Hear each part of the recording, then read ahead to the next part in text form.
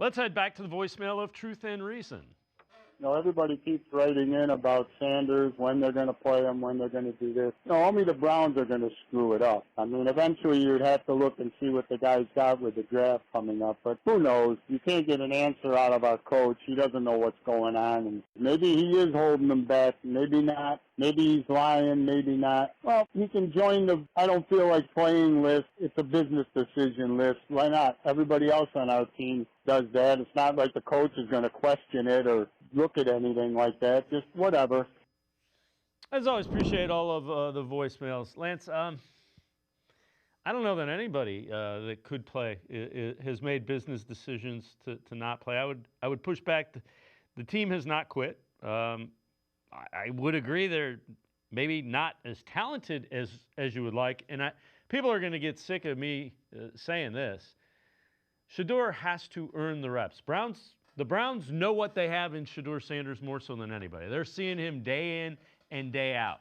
The last piece is, can he earn the right to go out and play in a regular season game? That's on him. He's got to do the things that they're seeing to get him on the field so he can play in a game. Would love to see it, but right now, media doesn't get to see it. The coaches get to see it, so they must not be seeing what they've told them they want to see. Yeah, I will say this. First of all, the caller's frustration level, that's what happens when you lose in the game of football. And once again, I've always appreciated that because that makes you work hard. If you don't have expectations or things or the idea that you want to win, then I don't want to be a part of that. And I hope the Browns coaches feel that way too. These fans want wins. Now, in terms of Shedeur Sanders, my thought is I was very high on both guys. Because I've talked about Dylan, everybody thinks I'm an anti-Shedeur guy. I'm not. In fact, I had Shedeur going in the first round because I thought he's a very talented player, and he's a football guy. So he makes football plays. He's a gamer, right? So he might not be the best practice player, but I thought he practiced well too in the summer. But I will say this, when your job's on the line, like Kevin Stefanski and the coaches and the GM and everybody's job's on the line, it'd be hard for me to believe that if Shedeur Sanders wasn't the best guy, he'd be in there. I don't think that Kevin Stefanski has an ego. He brought in Schwartz. He brought in Vrabel. He's given up play calling twice. However people want to look at that, I don't think he's an ego-driven guy, especially talking with him. So I think, when Shedeur is ready to play, they'll play him. And if he's better than Dylan, they'll play him. And obviously I think you're right. Maybe they're just not seeing exactly what they want to see from him, maybe from a mental standpoint or maybe a physical standpoint.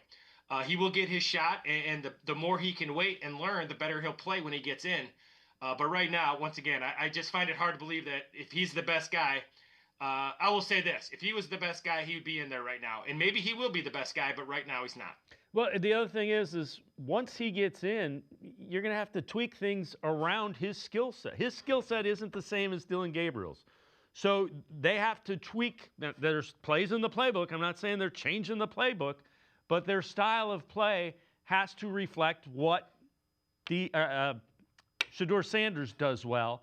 And he needs multiple weeks as well. It can't be, all right, we put him in there, and then, that was a disaster. Let's go back to, no, he's got to get 4 or 5 games just the same way Dylan Gabriel has. Well, that's when people said it, when Kevin said that Dylan was starting out of the bye, I was actually very excited because I was excited for both Dylan and I was excited for Shedeur Sanders because the chances are, Shedeur comes out and lights it up when he plays, that would be awesome for the Browns. But chances are, with the talent around him, he's going to have some struggles, and he's going to have some struggles in the pocket because he doesn't have quite the feet that Dylan has. So, obviously he can throw very well from the pocket, and he's got incredible accuracy and timing. But chances are, with the receivers and tight end and O-line and the lack of run game or consistent run game, he's going to have some struggles too. And when he has struggles, you'd like to see them allow him to fight through them as well. Same thing they're doing with Dylan, and then maybe you can kind of gauge where they're at. If you take them out when they both play bad, chances are they're both going to play bad. You got to let them fight through it. So when he said Dylan was starting, I was actually excited for Dylan, but I was also very excited for Shedeur because it's going to allow him to go through the highs and lows, which happens with NFL quarterbacks.